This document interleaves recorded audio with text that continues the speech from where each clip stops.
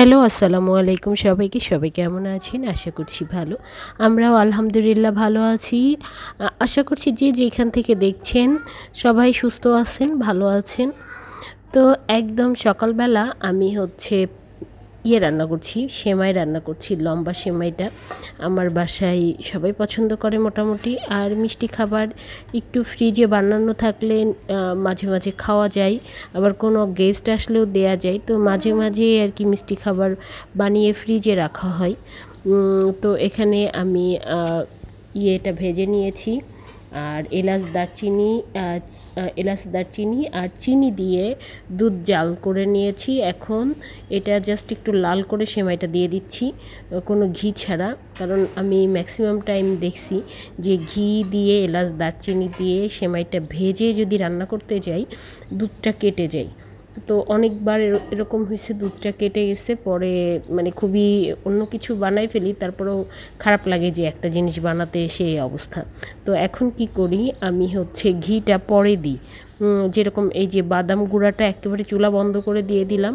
আর যেহেতু সেমাই একটু ঘিটা ভালো লাগে আমার কাছে, তো ঘিটা পরে এরকম গরম গরম অবস্থায় দিয়ে মিক্সড করে নিলে ঘিয়ের ফ্লেভারটা আসে, দুধটাও কাটে না। তো যাই হোক, মানে নাস্তা টাস্তা করে আমি আম নিয়ে বসে গেছি, কারণ রাত্রেবেলা আমার হাজব্যান্ড আম নিয়ে এসেছে।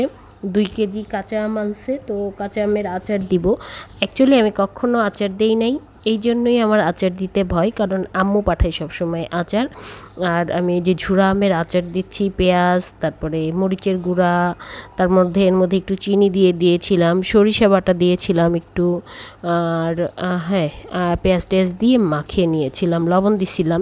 তো যেই কথা বলছি, আম্মু সবসময় আচার দেয়, আমার সারা বছরের আচার যখন যেই আচার লাগে সবসময় আম্মু দেয়। এবার হয়েছে কি, আমাদের নাটোর রাজশাহীর ওইদিকে কোনো গাছে আম নেই।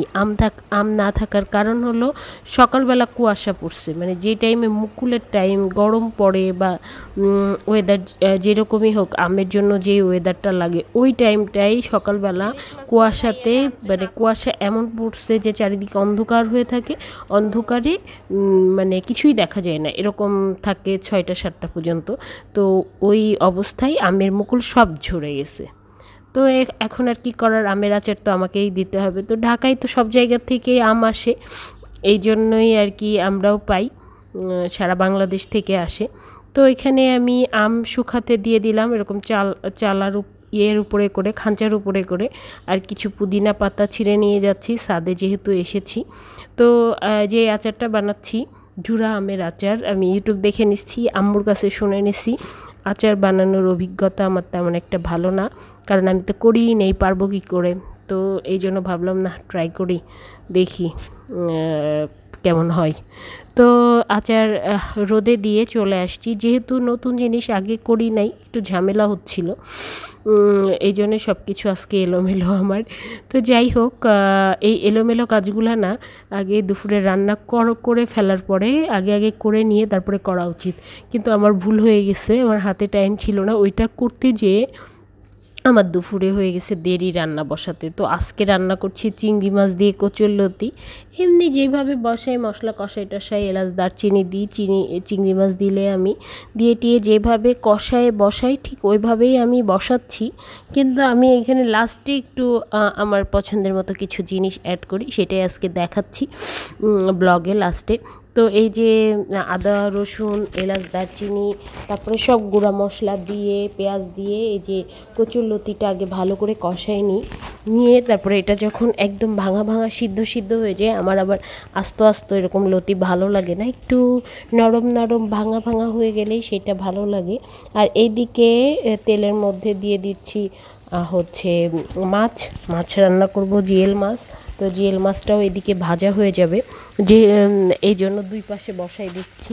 আমার তো মনে হয় যে আরও 2টা বড় চুলা থাকলে ভালো হতো, রান্না একসাথে যখন করব তখন সবগুলা চারিদিকে বসাই দিব, তাহলে দ্রুত হবে।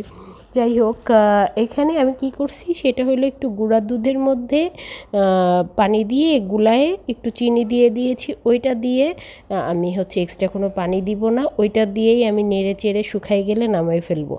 আর নামানোর আগ দিয়ে একটু ঘি দিব, এইটাই আমি কচুরলতিতে দিই।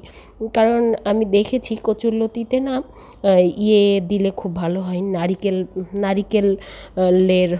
নারিকেলের ইয়েটা, দুধটা। তো এখন তো নারিকেলের গায়ে হাত দেওয়া যায় না বাবা, অনেক দাম, আর সব সময় পাওয়াও যায় না। আগে তাও একটু ফ্রিজে কুড়াই টুড়াই রাখা যেত, এখন নিয়েও আসা হয় না, করাও হয় না। মাঝে মধ্যে ক্যান কিনে নিয়ে আসি, ক্যান তো আবার যখন নিয়ে আসতে হয় তখন মুখটা খুললেই ইউজ করে ফেলতে হয়, এই জন্য নেই। তো এই যে লাস্টে একটু ঘি দিয়ে দিলাম। কচুরলতি আমার এইভাবে রান্না করলে আমার কাছে ভালো লাগে। রান্নাটা আমি দেখেছি এই দুধ টুধ দেয়া বা এই যে ঘিটি দেয়া, এটা আমি একটা পেজের মধ্যে পড়েছিলাম ইন্টারনেটে, হচ্ছে pio.com বলে একটা পেজ ছিল। ওইখানে চিংড়ি মাছ দিয়ে কচুরলতির রান্নার যে রেসিপিটা ছিল ওইটার ভিতরে দেখেছিলাম যে আমি একটা জায়গায় নারিকেলের দুধ দিয়ে রান্না করা, আর একটা জায়গায় এরকম নারিকেলের দুধ না থাকলে গুঁড়া দুধ, চিনি, হালকা চিনি আর ঘি দিয়ে নামানো। এটা খুব ভালো লেগেছিল। পরে আমি ট্রাই করার পরে মানে রান্না করে মানে ভালো লেগেছে খেতে। তো তারপর থেকে আমি লতিটা এইভাবে রান্না করি। আমি যখন রান্না করি, অন্যভাবেও রান্না করা হয়, কিন্তু এইভাবেই খেতে ভালো লাগে আমার কাছে, বা আমার হাজব্যান্ডও পছন্দ করে। বাচ্চারা তো ওইটার ধারে কাছেও যেতে চায় না। মাঝে মধ্যে মানে আমি খাওয়াই দিলে মাখানোর মধ্যে দিয়ে দিই আর কি। তো এই যে একা একা বসে লাঞ্চ করছি, বাচ্চাদের খাওয়াই টাওয়াই। আসলে এই ম্যাক্সিমাম দিনই দুপুরবেলা একা একা খেতে হয়, শুক্রবার বাদে। তো এখানে বিকালে যেহেতু আজকে আম নিয়ে এত রান্নাঘরে দৌড়াদৌড়ি করেছি, আমার আর নাস্তা বানানোর এনার্জি ছিল না। তো এখানে আমি হচ্ছে বসে আজকে চানাচুর মাখা খাও, এটা ইজি হবে। তো ইয়ে হচ্ছে একটু লেবুর রস দিয়ে পেঁয়াজ কাঁচামরিচ দিয়ে মাখাই দিচ্ছি বাচ্চাদেরকে, বসে এটাই আজকে নাস্তা, এটাই খাও বাবা। আমি এখন চুলার পাড়ে যেয়ে কিচ্ছু বানাতে পারবো না, সবসময় কিন্তু আসলে ভালো লাগে না। আর যেহেতু এই নতুন আচার বানাচ্ছি, তো ওইটা নিয়ে রান্নাঘরে অনেকক্ষণ কাটানোর পরে আমার একদমই ভালো লাগছিল না। তো ওরাও বলছে হ্যাঁ মা মাখায় দাও, খাবো, এটাই আজকের নাস্তা হোক। আর ওইদিকে আমার দোহা দাঁড়ায় আছে আমার জন্য, সে ওয়েট করছে, কারণ আমি তার ভাই বোনকে খাবার দিয়ে তাকে নিয়ে যাব বেড়াতে, এক ভাবির বাসায় যাব। তো ওই জন্য ওয়েট করতেছে। ও তো খুব এখানে ওইখানে যেতে পছন্দ করে। তো এই ভাবির বাসায় এসে নাস্তার আয়োজন ছিল, খেলাম, একসাথে চা খেলাম, ভালো লাগলো। এদিকে বাসায় এসে আমার হাজব্যান্ড নিয়ে আসছে মিষ্টি, সে হচ্ছে মিঠাই থেকে মিষ্টি নিয়ে আসছে, মাঠা নিয়ে আসছে, জুস টুস নিয়ে আসছে। তো আমি এবার মিষ্টি বলি সবসময় কম আনতে, তাছাড়া আমাদের ঘুরে ঘুরে মিষ্টি খাওয়া হয়।